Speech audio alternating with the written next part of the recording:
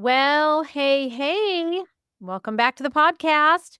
I have been away, went out on a little vacay, and I usually batch out these podcasts and I was running out. And so my assistant Yentl, she said, I need you to talk about some things, find some things to talk about on the podcast. So the next few podcasts, I'm actually going to give you a little bit of a peek inside my current world in the med spa. And for those of you that don't know, I'll give you the story in a second. I'm going to give you a little peek inside the med spa, and we've had a little drama happening. And so I want to share some of that with you. And yeah, it's all good. you know, Always owning a business is such a learning curve. Sometimes it throws you a curveball, a big one, like you get sideswiped kind of curveball. But anyway, I'll share more about that in the coming weeks. But today, here's what's on my radar.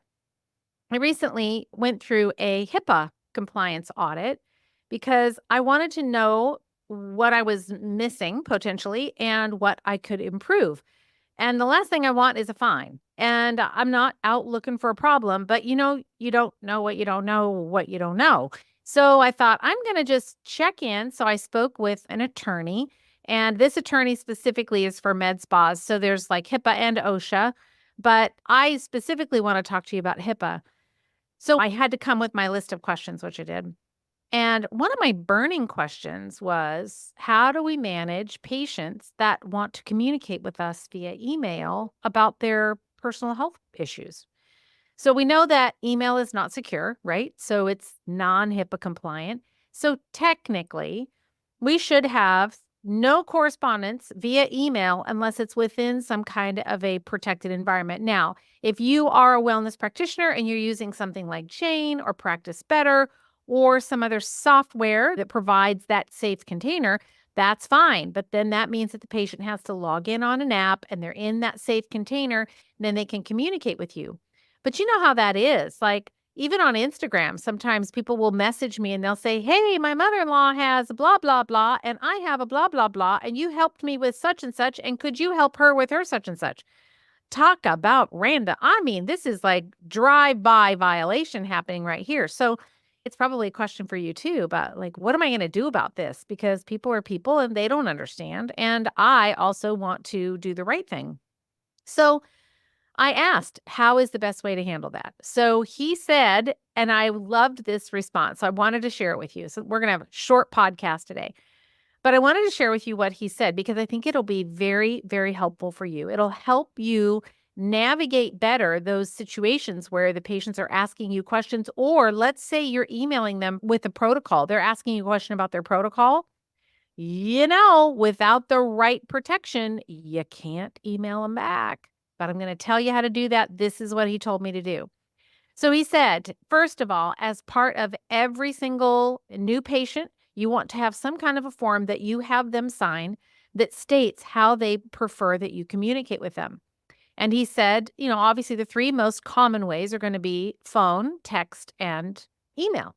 And he said, if it's phone, you also want to clarify if it's safe to leave a voice message or not. So phone/voice message. So he said, first of all, you want to have that in your notes. What is your preferred way of contact? And what is the backup method of contact? If in the event that the first way doesn't work, what is the backup? Now, if you give them three choices, they're going to choose two of the three, right? You're giving them a primary option and a secondary backup option. And he said, you can always add the box in there that says, my primary is, let's say, what is the primary? And then you could say secondary, and you could say, multiple choice for secondary. So they could choose the other two as secondary.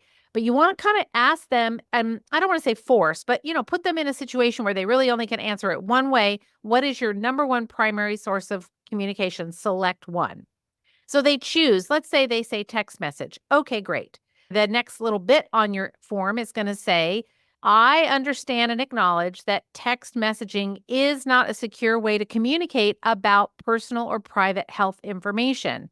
I authorize Dr. Blank at XYZ practice to contact me via text as needed about my personal health information. And then again, I understand that this is a non-protected way to communicate. And as long as the patient gives that acknowledgement, that they understand that it's not protected, that their information is vulnerable, then you, the practitioner, are off the hook. If you don't have that in writing, then the second way is to, when the patient, let's just say someone randomly emails you and they say, "Hey, can you help me with my, headaches and my stomach pain? I think I might have got food poisoning and I need a little help with blah blah." It's so tempting to go just respond back and say, "Oh yeah, take this supplement or do this or put your feet in, hot water, cold water, whatever." But he said the easiest way to do it is to just at the very beginning of that response email, very beginning, before you answer the question, say in the email, based on your request to communicate with you using email and knowing that the email is not a secure platform for communication, would you like me to continue to correspond with you this way? If so, please reply, let me know, and I will send the response. There it is. Now they've hit reply and they replied back to you and said, "Yes, please. I don't care." Because really, most people don't care. "I don't care. Please just tell me how to get rid of my headaches." And maybe email is their preferred form of communication. As you have that documented, then you're going to want to go into your software, whatever it is that you're using, whether it's Practice Better or Jane, you're going to mark that is their preferred way of communication. Now you're covered. You don't have to worry about it because the patient has communicated with you exactly how they want to communicate with you back and forth, and they're authorizing you to do so. It's when we send out these blanket emails without their consent, knowing consent that this is an unsecure way to communicate. That's where practices get into trouble. So the attorney said to me, that's the two things that you really need to do. Number one is add it to your new patient forms, have them sign like a separate form that says you understand and then write it up. Primary method of communication, secondary method, and you could do select all that apply. And then you might even say, is there any method that you absolutely do not want us to communicate with you? Some people will say phone, like phone call. I would be specific, phone, text, is there some way you do not want us to communicate? You might also put physical mail. You may want to put that, paper mail. You may want to give that as an option. Some people might choose that. Like, an elderly person may not have phones that text. I don't know. So you could put that as an option. But he said you want to add that to your intake paperwork.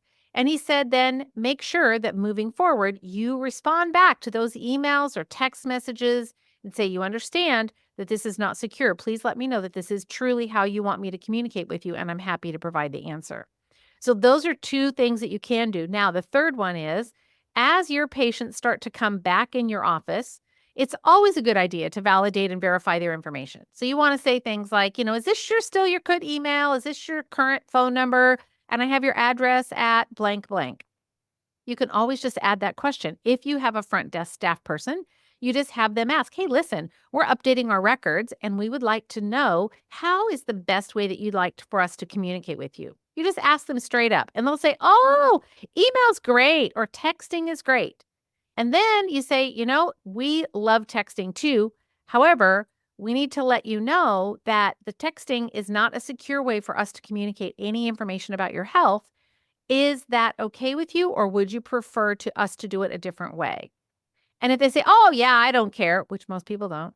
"Oh, yeah, I don't care. You can do that. That's fine." Then you just slide a little piece of paper across the desk to them or send it via email and say, "Hey, listen, would you just sign this so that we have it for our records?" And that way you're protected and we're protected. And your patients are always going to be happy to do it because they want to communicate with you. They don't want to not be able to connect with you. So that is hot off the press from my HIPAA compliant attorney. And I thought I would just pass it along to you. So let me know if you think this is relevant, not relevant for your practice, helpful, not helpful. You can always email me at support@rondanelson.com. I read every single email, so you're never going to not get my eyes on it, but I would love to hear from you.